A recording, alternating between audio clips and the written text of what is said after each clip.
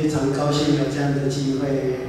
2年多前我来这里有过2次，所以知道我们敬拜的方式啊。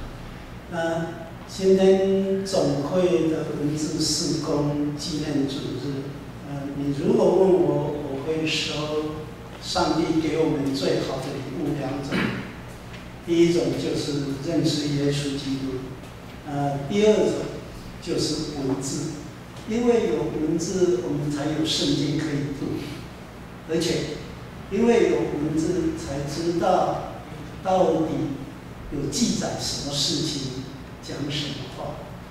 文字最经典的就是留下的圣经，也因为有圣经，我们可以知道上帝在耶稣基督里的救恩。那我们知道，有没有人知道台湾近代上宣教师到台湾来把福音带来是哪一年？你什么都可以放弃啊，自己生日都记得很清楚，对不对？我们的宣教日期应该把记得很清楚，是1865年6月16号，我们定那一天，因为是1865年6月，第一个宣教师到台湾来，把福音的种子撒在台湾，那一个人是谁？马雅各医生。不是马偕啊，绝对不是马偕。马偕不是医生，马偕是名医啊，他是牧师，但是他到处拔牙齿。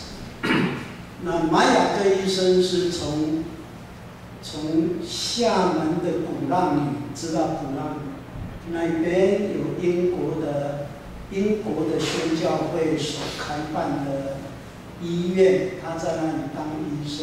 后来知道台湾都没有人来过，其实是更早，是1638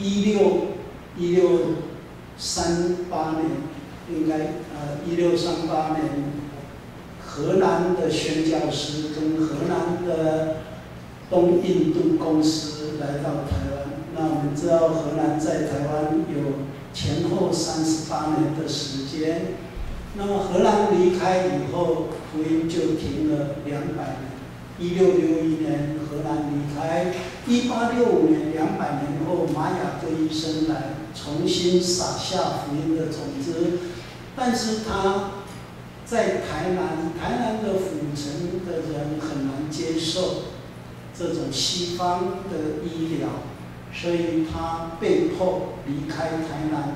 只有2个月，他就去到高雄的旗津，有另外一个名字叫旗后，因为旗津的人常常去厦门来往经商，所以在那里旗津的人比较容易接受西方的医疗。那经过2年，他又搬回来台南，那开医院，那个就是新楼医院。那基督教福音从那里开始。那我们稍微这样整理一下，就是10年后，1865年宣教师来，10年后就开神学院，所以台南神学院就1875年开始。那再经过10年，2个机构成立，一个就是教会公报社，发行了台湾第1份的报纸。那另外一个机构就是台南长荣中学。那我们可以了解，报纸台湾最早的1份，到现在还活着。那到现在就刚好经过了130年。那各位弟兄姐妹有没有了解解严1987年戒严法停止，解严以后，报纸没有开放，然后到1989年。经过社会运动以后，就解严，然后政党开放，然后报纸开放。报纸开放很有趣，第一份日报就是首都早报，有没有听过？康宁祥去办的，很快就倒了，一年就倒，首都早报。另外一份是佛教办的，叫福报，福气的福。福报也倒了，那我们教会公报还活着。那你如果回去看135年前的第一期教会公报，就是用罗马拼音开始。他用罗马拼音开始，主要的原因，其实罗马拼音的教会公报一直发行到1942年。为什么？因为日本打美国珍珠港的时候，日本政府就要求台湾所有的教会机构全部都要用日文，教会公报用罗马拼音不被核准，那就从那个时候开始，教会公报就要改变。那我们知道为什么要发行罗马拼音的教会公报，其实就是创办台南神学院的巴克里牧师为了要推广信徒读圣经。那读圣经呢，那时候台湾人识字的人很少，因为很少你要学汉字，汉字是一个字一个字学的，很难，所以就用引进罗马拼音。那罗马拼音就很有趣因为它只要认识字母，你就可以读，而且读起来就是我们自己语言的音。我有一个会友是台大精神科的教授，叫林庆南教授，已经退休。他的妈妈就是没有读书，是读日文，那汉字没有办法。所以他信耶稣，妈妈信耶稣，就开始在教会学罗马拼音，然后妈妈也写信都用罗马拼音写。他当兵的时候，我们当中有没有当过兵的？听说有。你当兵的时候有没有辅导长？有。我们当兵的时候，辅导长是专门在看信的，要检查信，然后检查完才可以发给我们。那他妈妈写罗马拼音的字的信给他，他那时候当医官，然后收到信，辅导长看不懂，读英文也读不来，因为罗马拼音就不一样，跟英文不一样，就叫他来问这是什么字，他说这是罗马字，他吓一跳，你妈妈会罗马字？他说对，你看得懂？他说当然看得懂，你读读看，他一读就读台语。那个辅导长吓一跳，哇塞，你很快就把罗马字变成台语，那个就是台语，他看不懂这就是很有趣的一件事情。所以早期的信徒，包括我妈妈在内，他们都是读罗马拼音。那我们小时候暑假2个月都是在教会读罗马拼音。那我是国小4年级读圣经班。我弟弟更高干，国小1年级就圣经班，所以我们2个是同班。那我们会看到这个都是在看出一件事情，因为有文字，我们认识圣经。那再者就是以前因为都宣教师在办，所以宣教师也会把他们国家的消息带进教会公报，所以我们早期的信徒世界观很宽大。懂得很多，那时候台湾的报纸根本没有，那只能看日本的消息。可是，我们的信徒看的是世界各国的消息，特别是来自英国、来自加拿大这些国家的消息，都是来自宣教士办的这个教会公报。所以，各位弟兄姐妹，其实我们的教会公报蛮不错的。我们不要只有看我们建成教会的周报，这样你会视野很窄。真的，要看教会公报，你看这一期的教会公报，它第1页就刊登，这是古亭教会。因为古亭教会有去过吗？古亭教会，它是在12楼。商业大楼的12楼，那就被要求管理委员会要求不能聚会，因为他们要搭电梯，很危险，就瘟疫的事情。所以他们停止聚会，可是圣餐要照常。所以这个牧师很可爱，他说大家自己在家里准备一块饼干，准备一杯果汁，那牧师在线上带他们守圣餐。所以你会发现不同的环境、不同的际遇，有不同的礼拜方式。那我们也可以从教会公报看到全台湾我们大部分的教会的活动是在办什么活动，即使在这种瘟疫这么猖獗的环境下，各种活动还是继续在办。另外，教会公报也有国外的消息，我们国外的教会怎么样在注意问题、信仰的问题，关心什么样的事件。那我们也可以看到教会公报里面有很多，有2页都是可以让大家去发表不同的信仰的观念，也可以从教会公报看到很多关于圣经的信息。那这个是免费，因为是免费，就需要有人奉献去支持。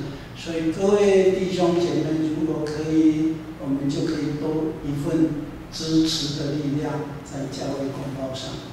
那文字很重要的原因，就是你看今天的周报有一个消息，刚才报告的弟兄没有讲的，就是我们教会要换新的圣诗，就是字比较大。那旧的圣诗，我们现在在用的台语的圣诗，你可以带回去。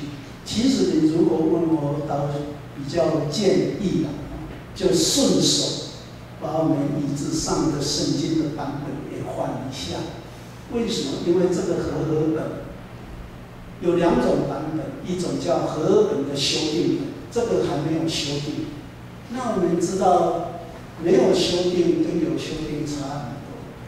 为什么差很多？因为这个版本有些翻译是不正确。有没有人知道这种版本是哪一年出版的？1919年。那到现在多少年？101年嘛。所以你看得懂，就表示你还懂100年前的人所写的文字跟他讲的话的。那1919年在中国刚好发生什么？就是所谓的文化，可以说是文化运动，5四运动。1919年5月4号，5四运动就是白话文运动。那这一个版本翻译出来的时候，在1919年出版，刚好是最先进的语言。但是我们都知道语言会变化。那考古学，圣经考古学很先进，也发现我们圣经有一些翻译是不正确的，所以修改。那你如果问我，我倒比较建议我们当中如果有长老或者有牧师在，可以跟小会收。你如果问我，我个人比较倾向换什么版本，就换现代中文译本修订版，要不然和合本也用修订版。因为修订就表示我们有新的考古学，从语言的研究发现哪些翻译不太正确，怎么样修改会比较好，或者用现代人听得懂的来翻译会比较好。那这一种就是取国中毕业的程度看得懂。再者，它经过修订，那最后一个修订的时间是1995年。1995年离开现在多少年？25年前。25年前的语言我们比较容易懂，100年前的语言就很难懂。我的孩子去当兵回来很有趣啊。隔天早上跟我说：“爸爸，我的房子文字真多。”你知道什么叫文字？文字。他讲台语，他说文字真多，就听不懂，然后就跑去看，结果墙壁他拍了很多，就整个晚上都没有睡觉。那这是语言在变化。比如说现在你有没有听过？还有没有听过一个名词叫做火钉，火钉听得懂？门槛。那现在的房子几乎没有门槛，为什么？都讲究什么？无障碍，对不对？大楼、公寓几乎都是无障碍。那这一种就是语言会变化，文字会因为这种语言有没有使用，没有使用，这个语言就消失；会继续使用，就表示现在还有。那现在增加了很多新的语言，这就是我会建议啊，你们可以考虑看看，就顺手把圣经版本也换一下。那希望各位。文教的有教会公报，你们可以拿一份回去，把它翻一翻，看一看，就会知道我们整个台湾教会的动态。我们一起来祷告。慈悲的天父，谢谢你让我们有这样的机会，一起在这里相聚，也透过学习认识圣经的话语，来明白上帝你奇妙的恩典。我们恳求你的圣灵与我们同在，赐给我们谦卑的心，敞开我们的心门，看见上帝你与我们同在的奥秘。感谢你的恩典，奉主耶稣的名，阿门。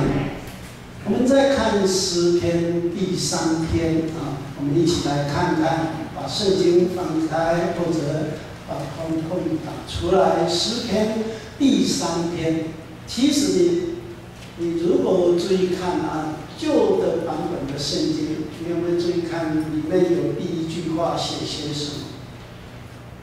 他有写这一首诗是谁给谁的？有没有？是为什么而写？大卫为他的儿子有没有押沙龙叛变，然后他受难而写的诗歌。其实诗篇里面都会有一个注解，说这一首诗是谁写的？那现在的圣经学者就觉得，以前编注这都是编者编注的，不一定正确，所以现在中文译本就把这个取消，因为不一定是大卫写的诗歌，一般会了解都是大卫写的诗歌。那如果按照旧的版本，他会说是大卫因为他的儿子押沙龙叛变，还有跟一个儿子叛变抢王位啊，那个王位是抢不走，一定有一群人拥护他的儿子押沙龙去篡取王位，所以他会讲到仇敌很多，跟这个有关系。可是是不是大卫写的？这有很多值得讨论跟研究的地方。那如果要了解是大卫写，可能就要回去读撒母耳记下13章押沙龙叛变的背景，在撒母耳记下12章到14章就写得很清楚啊。那我们可以看这一首诗，我们可以看到诗篇的作者在现代的中文译本，他标注的是早上的祷告，很有趣。那第4篇叫做晚上的祷告。换一句话说，这2首诗，第3首、第4首，诗篇第3、第4是早上跟晚上的祷告，所以有一些圣经学者或者是诗篇的学者，他们会建议这2首诗应该是合并一首，但是也有人认为应该是分开会比较好。那我们一起来看看第1节啊。第1节他一开始他就说仇敌那么的多，何其多啊！各位想一想，圣经特别是诗篇常常会写到仇敌、敌人，请注意啊，敌人不一定是讲打仗的敌人，或者国家跟国家之间的仇敌。有时候仇敌是什么？是我们的内心。使徒保罗就曾经这样讲过，他说：“我很痛苦。”保罗在罗马书第7章，他为什么讲很痛苦？他说我们的心中有2种力量，有一种力量是告诉我要去做什么好事，做应该做的事，但是就有一种力量会一直拉住我，不要啦，不要。所以他说苦啊，我的生命很痛苦，因为有2种力量在拉扯。耶稣就讲过这样的话：人的仇敌是自己家里的人。那如果我们的内心是一种家，我们的仇敌常常是我们内心。然后这是我们在读诗篇的时候，他在讲仇敌有一个很重要的意思，就是要把人拉离开上帝，要引诱的力量叫做仇敌。所以我们在读圣经常会读到一种名词，有时候用魔鬼，有时候用撒旦。我们要注意啊，魔鬼撒旦不是真的像一种什么鬼的样子。魔鬼撒旦的意思就是一种诱惑的力量，要拉人离开上帝的话，这一种叫做魔鬼撒旦。那在诗篇，诗人比较喜欢用这样的名词来取代，就是诱惑的力量，叫仇敌。然后他说很多，就表示这个力量是非常大。我们再来看第2节，第2节他就说有这种力量，很多人在讨论他这个人得不到上帝的帮助，得不到上帝的帮助。然后你会看到这个和合本后面括弧写了2个字，叫什么？希拉。希拉的意思就是说喘一口气。读到这里，你要稍微喘一下，然后再继续读。就是为什么仇敌这样多，然后他们在讨论上帝不救助这一个人。想一想，什么时候你会觉得上帝不救助？就当我们遇到挫折，然后我们会信耶稣的人，第一个就想要马上怎么样祷告，然后希望眼睛打开的时候，祷告就实现。好像比较希望是这样的啊，比如说我生病，那祷告马上就怎么样好起来，那就觉得上帝听了我的祷告。那如果上帝不听祷告，有的时候很多时候是祷告有没有效？好像没有效。有一个很有名的医学教育专家，就不用讲他是谁。你知道我每个礼拜1在和信医院，知道台北有一间和信医院，它是专门做什么的？癌症治疗。有一次有一个很出名的医学家，送进和信医院，他拒绝任何人去看他。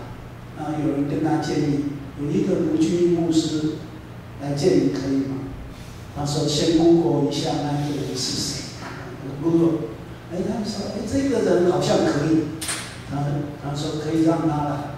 那你知道我去和信医院都穿这样，我一敲门一进去，很有趣。他第一个，你是卢牧师？我说对。我跟你说吧，安斯坦的哥哥是数学家。安斯坦你知道吗？安斯坦的哥哥是数学家，他有统计过祷告没有效。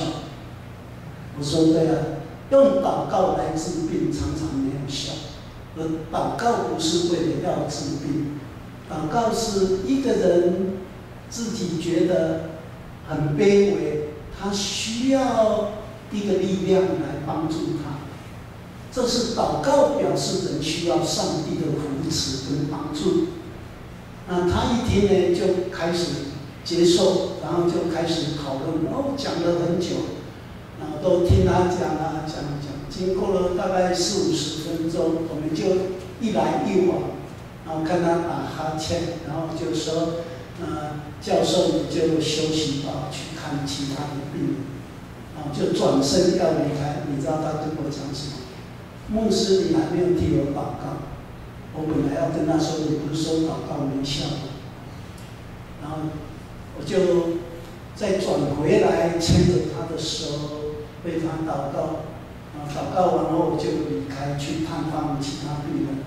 他太太，我刚回到家，他太太就打电话给我，他说：“牧师，你可不可以每天来为我先生祷告？他需要你替他祷告。”其实我们大部分的时间，我们会有一种感觉，祷告好像距离我们所需要差很远，然后诱惑的力量都会在我们最痛苦的时候渗透进来。那渗透进来的时候，就是会告诉我们一句话：你不是信耶稣吗？他祷告，耶稣好像没有听。这种话会出来。那我们知道谁这一种问题也遇到？耶稣在十字架上第一次遇到的一句话是什么？他在十字架上讲的第一句话，还有没有印象？就是引用诗篇，我们看一下好吗？诗篇22篇第1节，这是耶稣所引用的第一句话。诗篇22篇第1节，他说：“我的上帝，我的上帝，你为什么离弃我？”有没有？我的上帝，我的上帝，你为什么离弃我？然后我们看在哥哥他的山上，耶稣被钉十字架的时候，很多人在附近都在讥笑耶稣。你会救人啊？你为什么试试看啊？就从十字架上跳下，你一跳下来，我们就相信你是上帝的儿子。可是耶稣有没有跳下来？没有，不但没有，他还大声喊：“我的上帝，我的上帝，你为什么离弃我？”那我们再来看看22篇的第7节、第8节，好不好？我们翻到的时候，22篇第7节、第8节，我们一起来读这2节，一起来。看见我的都曾笑我说，他们也嘴摇头说，他把自己交托耶和华，耶和华可以救他，耶和华既喜悦他，可以搭救他吧。你看有没有来？没有。所以这个诗人他就这样写的诗，说为什么耶和华上帝不来救他？这是人在苦难的当中都会迫切需要拯救的信息来到他的身上。那我们会看到，就像耶稣在十字架上，有很多人也会这样讥笑他。我们信耶稣的人在这个世界上也常常会遇到这一种情形，被讥笑。你不是信耶稣吗？你祷告啊，你比如说你要找工作啊，你祷告啊，上帝就会为你开门。不见得是这样，我们的生命记忆里面常常不是这样的。那我们来看第3节。来第3篇的第3节，第3篇的第3节，这一个诗人说：“你是护卫我的盾牌，你让我得胜，我可以抬起头来。”那第3节他其实说：“你是护卫我的盾牌。”诗人很喜欢用什么来表示保护的意思，就是盾牌。我们知道今天没有在用盾牌可是我们会看到古代的战争都是刀枪剑，主要是这样。那盾牌就蛮有效的，盾牌是可以进攻，也可以防守。所以盾牌在诗篇的奏折，他通常用盾牌来表示什么？保护的意思。那这个诗人虽然有人讥笑他，可是他很清楚，上帝就是我的保护者，这是盾牌的意思。那他说什么？上帝会让我得胜。圣经里面，他因为得胜，所以可以抬起头，抬起头就表示他怎么样胜过了敌人的讥笑。那上帝会让他得胜，基督教信仰讲一个很基本的观念，那这个观念就是在说，无论是什么样的状况之下，如果跟仇敌对抗，会决定胜负的是上帝，而不是在你的武器、你的力量。那这一点的观念很重要啊。那这也是圣经的诗人一直在提醒我们啊。比如说战争的时候啊，各位有没有人去过荷兰？没有。你如果有机会到荷兰旅游啦，或者去读书，或者经商，或者路过啊，你可以去荷兰访问一间很有名的大学，叫做莱滕。这个莱滕大学，台湾大部分去荷兰读书的都喜欢去这一间啊。莱滕大学为什么会设立？是因为在荷兰要脱离罗马教廷的管辖，因为荷兰他们要属于归正教会，就宗教改革马丁路德的系统，所以呢，罗马教廷很生气，就命令西班牙的军队去打荷兰。那我们知道，16世纪的西班牙舰队被称为有一个舰队叫什么舰队？无敌舰队，是当时全欧洲最强的，所以西班牙舰队就奉了罗马教廷的命令要去打荷兰。荷兰没有办法，根本没有足够的力量去反击。这有一点像什么？我们隔壁的老大常常要来打我们，有没有？动不动就飞机跑过来，航空母舰跑过来，你知道那是哪一个人？就中国。我们怕不怕？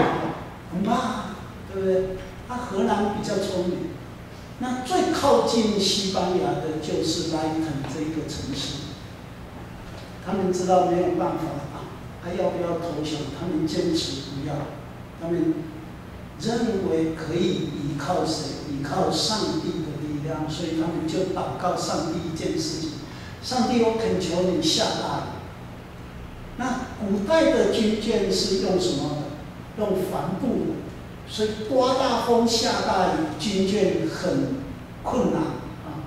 所以呢，当雨下，真的很奇怪，他们一祷告，上帝果然下大雨，一直下，然后他们组了一支敢死队，去把堤防。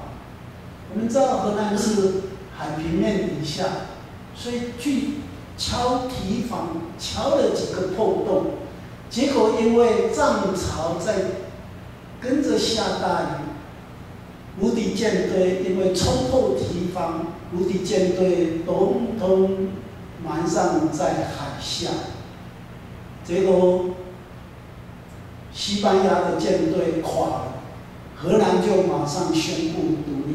那各位一定了解。那一次宣布独立以后，荷兰就脱离了罗马教廷，然后荷兰就马上组了一支航海队伍，叫东印度公司。然后他们跑到哪里来？台湾，然后住最久在哪里？就在日本。所以日本在德川幕府的时代有一种发展，叫做南学，学习荷兰，就是这样子来啊。那我们可以看到，他们祷告上帝垂听，所以就把他们荷兰，后来荷兰的国王就去莱滕这个城市问他们，你们牺牲很大，因为堤防崩溃，死了很多人，国王就去慰问他们，说你们对整个国家贡献很大，那试试看你们希望我给你们什么礼物？你想我们台湾人会希望什么？消费券，或者是什么？现在说什么酷碰券啊？或者是要减税，或者要什么？你们讲，我就给你。那他们很聪明，莱滕的人，莱滕城堡的城主跟他们的人民讨论。他说我们不要减税，因为现在国王减税，他万一死了和孩子起来可能就加税，我们现在减的都会被补回去。可是我们希望什么？希望有一所学校，我们的人民有智慧，就是最好的国法。所以他们就跟国王说：“你给我们一所大学。”所以这一间 Lighton 大学就是国王出钱盖的，一直到今天是全欧洲，我们大概都会听到什么剑桥、牛津啊，很少人去注意啊。排名全世界前20名的荷兰的莱滕大学，为什么？因为那是国王出钱盖，不能让国王没有面子，所以邀请的都全世界顶尖的高手在那所大学教书开课啊，包括爱因斯坦都是那里的座上宾。我们可以看到，这是上帝奇妙的恩典，他拯救的力量出来。所以第3节他说：“你使我得胜，让我可以抬得起头来。”可以抬得起头，就表示什么？不再被羞辱。好，我们来看第4节。他说：“我向上帝呼求，他就从他的圣山来救我。”我们的信仰告诉我们，上帝一定会垂听被欺负的人祈祷的声音。那上帝相对的，上帝不会听什么人祈祷的声音。上帝如果会听被欺负的人的声音，相对的，上帝不会听欺负人的祈祷的声音。这一点认识很重要。我们不能一面欺负人，然后一面再祈祷。以赛亚书这一个先知以赛亚就说，上帝不再听以色列人的祷告，为什么？因为他们的手沾满了血。为什么沾满血？就表示他们欺负什么？弱小的人。先知耶利米也这样讲，他说：“上帝说不再垂听我们的祷告，即使禁食祷告，上帝也不听。为什么？因为有权势的人欺负弱小贫困的人。”各位大家想想，我们的社会常常是这样，比如说欺负农民。我们台湾人你看都会，如果没有下雨，你知道我们的政府都会做什么事？叫农民怎么样休耕，然后把水提供给谁？给工业区用。你想，你有没有想过？你很多钱不一定买得到食物，那食物是要靠谁来生产？靠农民。但是我们常常叫农民不要耕种，我们以为我们有钱可以买到食物，但是我要告诉大家，你有钱不一定买得到食物。就好像现在我们有欧洲很多国家有钱不一定买得到什么口罩。一样，不是有钱你什么都可以买得到，没有。那我们会看到这样的情形，就是所以农民有时候都是很无奈。有没有记得几年前发生在苗栗大埔事件？有没有听过？没有，还是有。我立马看成都有。大埔农民事件的之前，这个以前。发生在嘉义的就是哪里？在嘉义的就是在新港，在新港，全台湾最好的土地就像苗栗大埔，台湾最肥沃的土地被征收成为什么工业用地？那大埔后来就是因为有抗争，可是还是大部分的土地被征收，但是嘉义那个我是参与有份。嘉义新港的土地被征收给谁用？给台塑。所以台塑在嘉义新港有一个台塑工业区，那农民很无奈，他们不要你把我土地征收去，是征收，不是台塑出来买，是政府征收再卖给台塑。那政府征收都是用最低的价钱征收，农民很无奈，他被强制征收，有9个农民不卖，他们用什么铁链绑起来，躺在田里。可是政府是下令，主办者就下令什么？推土机、挖土机，把他们撵过去，也没有关系。后来是我们去劝这些农民，你一定要卖，因为你不卖，你的土地就在工业区里，你所播种的，因为水跟空气，你的稻米怎么样，就不能用，不能吃。农民就哭，很无奈的哭，可是也没有办法。后来台塑10年后，新港台塑工业区毒气外泄，才导致新港的人很生气，用了10台水泥车去把大门封起来。然后台塑的第2个老板王永在，就是王永庆的弟弟，才去当和事佬，去那里调解，才聘请杨丽花，有没有听过这个人？去那里唱了10天的戏，表示跟新港的人很好和好。可是你会发现，这些农民土地被征收以后，他要怎么生活？他拿到的钱没有办法生活，所以我们会看到这个诗人他在说的：我向上帝求助，上帝从他的圣山来帮助我。圣山就是在表示上帝住的地方，叫圣山。好，我们来看第5节。第5节他这里用了一个名词，说我躺下睡觉，我醒着。那意思是表示什么？早上、晚上，那就是整天的意思。早上、晚上，上帝怎么样都保护我。你知道犹太人一直到今天啊，他们在教小孩子祷告啊，晚上睡觉祷告，他们教小孩子都这样说：上帝，我把我的生命放在你的手中，恳求你保护我。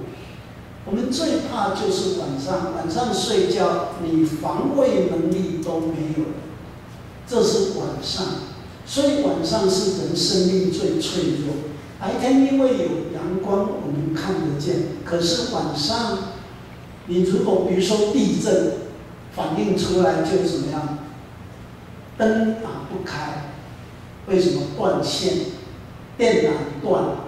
所以晚上你连要从哪里逃出去你都不知道啊。那白天我们就会知道要从哪里逃走。所以犹太人一直到今天，他们都这样教小孩子：上帝，我把我的生命放在你的手中，恳求你保护我。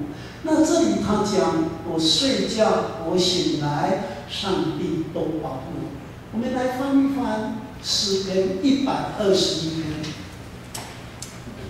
诗篇121篇，这里诗人写了一句话很类似121篇。121篇，我们看第6节，第6节，他说：白天太阳怎么样？不伤你；黑夜呢，月亮也不害你。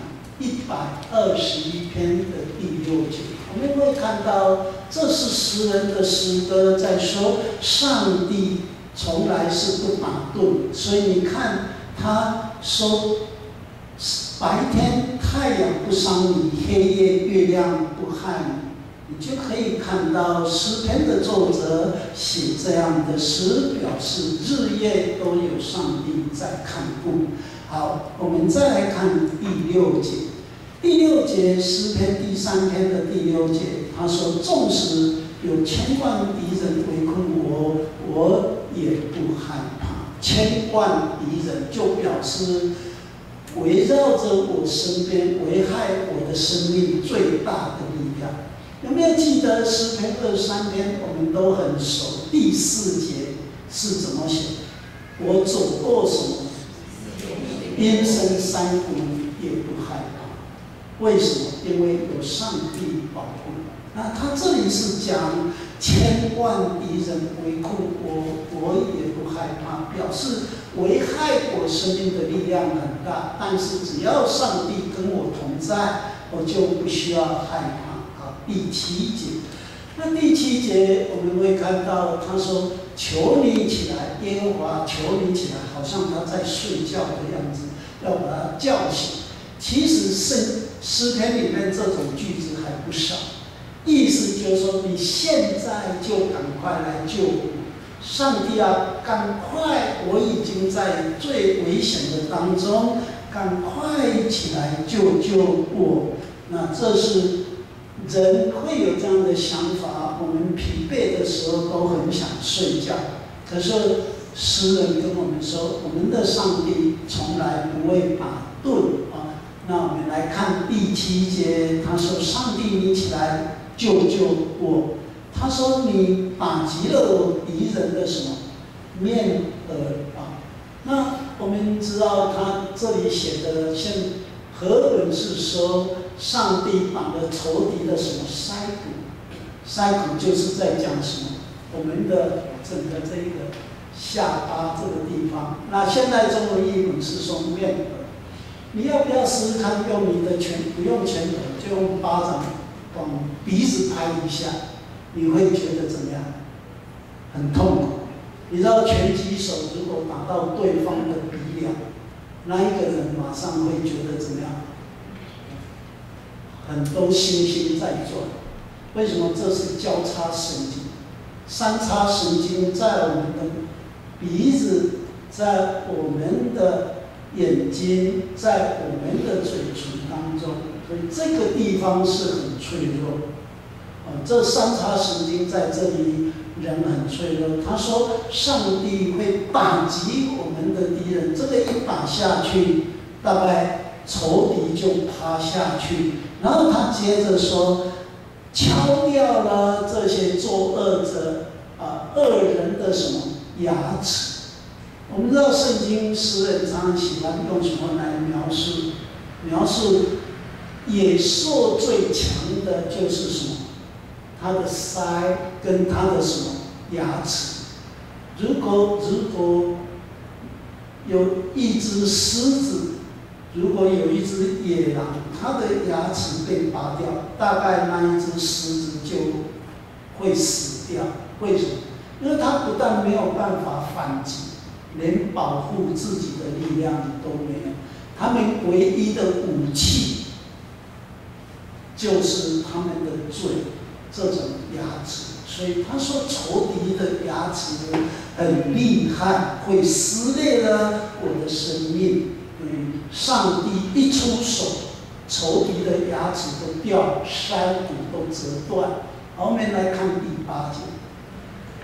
第8节他就讲到这里，他说：“胜利从上帝那里来，愿他赐福给他的子民。”胜利从上帝那里来。我刚才有讲过，打仗不是靠武器。我刚才有讲过西班牙的军队圣经里面这样的，其实我们的历史上这样的故事还不少。你如果有机会你可以去租一个影片，影片就是伊丽莎白，影片就是在写伊丽莎白的故事。英国的女王没有结婚，这一个女王，她让英国可以脱离西班牙的管辖，脱离罗马教廷的约束，就是这个伊丽莎白。他的国家，他带领的国家，其实跟谁的机遇一样，就是跟荷兰一样，也是西班牙的无敌舰队去打，结果上帝刮大风下大雨，西班牙的舰队都沉没英国就宣布独立。英国宣布独立，伊丽莎白死掉以后，继承她的叫做 James。那这个 James 起来当国王就很有趣。他说：“我们为什么都用法文、拉丁文的圣经，不能用英文的圣经？”所以他就叫修道院、神学院的这些院长过来，就问啊，你们修道院有没有人专门研究希伯来文跟希腊文？他说有，就给我注意，叫他们去翻译成英文。所以有一本书很有趣，上帝说英文。那英文版的圣经出来，英国人吓一跳，原来上帝听得懂英文，他们开始有自信。这个很有意思，原来上帝听得懂英文，所以叫上帝讲英文。这一本书你们也可以买来看。那我们会看到，真的使战争可以赢输的不是武器，真正可以使战争得到胜利的是什么？是因为上帝的缘故。我们来翻一节圣经，箴言21章，诗篇的后面就是箴言，箴言21章。我们来看箴言21章31节，31节。我读现代中文译本，你们自己看一下何等的啊！箴言21章31节，人可以招兵买马，准备打仗，但使人得胜的在乎什么？上主。所以你会看到啊，无论现在科技多么发达，如果上帝刮台风，飞弹也没有用。我就常常跟信徒说，如果中国用飞弹打我们，可不可以这样？我们都跑来礼拜堂这里跪下来，上帝，我们实在没有办法反击他们。